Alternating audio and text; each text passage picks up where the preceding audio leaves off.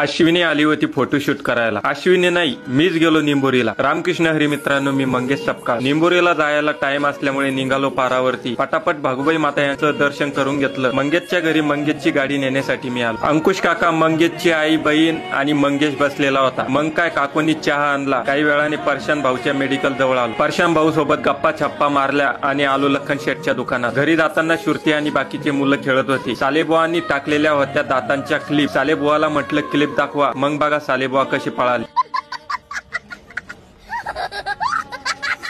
पुन्हा लखन शेठच्या दुकानात सर्व मुलं आले। आता निघालो निंबोरीला। निघालो तर गाडी का अशी आवाज देते म्हणून गाडी पांडू भाऊला दाखव। तर पांडू भाऊ म्हणे गाडीतलं ऑइल संपलेलं आहे। कैसे कैसे लोग रहते हैं यार यहाँ। गाडीमध्ये ऑइल टाकून आता डायरेक्ट पोचलो तो मंगेश भाऊच्या शेतात। मंगेश भाऊची चालू होती मक्का लावणे। फटाफट सेल्फी काढून घेतली। मग निघालो बुलढाणा अजिंठा महामार्गाने, म्हणजेच रोडनी 1000च्या स्पीडने। अनवा, शिवना, अजिंठा, फरदापूर, सोयगाव, हरेश्वर, पिप्पळगाव आणि बानेगाव आणि डायरेक्ट निंबोरी असा माझा रूट असणार होता। फरदापूर मध्ये पेट्रोल टाकून घेतलं। सोयगाव मध्ये आलो तर गाडीचं सायलेन्सर तुटलं। गॅस वेल्डिंगच्या दुकानात गाडी लावली आणि गॅस वेल्डिंग मारून घेतली। सुरुवातीलाच गाडीतलं ऑइल संपलं आणि आता गाडीचं सायलेन्सर तुटलं। मंगेश भाऊच्या गाडीचे काही ग्रह ठीक दिसत नाही।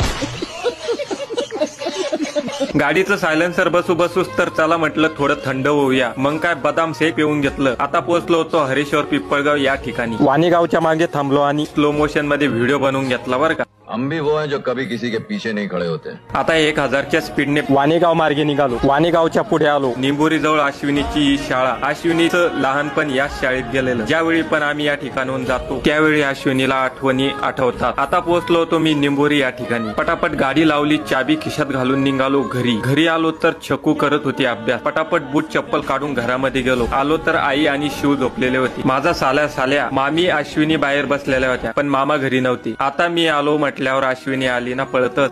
अच्छा ठीक आहे। अश्विनी खुश झाली होती मी आलो म्हटल्यावर। चहा पाणी घेऊन फोटो काढण्यासाठी आम्ही आलो होतो बाहेर। वट पौर्णिमा होती ना आज। मोठी साली, लहान साल्या सर्व फोटो काढण्यासाठी आले होते। ही साली तर पोज सांगण्यासाठीच होती। मग काय, मी पण सर्वांसोबत सेल्फी काढून घेतली। आता नवीनच एक पोज आम्ही बघितली आणि करायला लागलो तर अश्विनी म्हणे मला चक्कर येत आहे।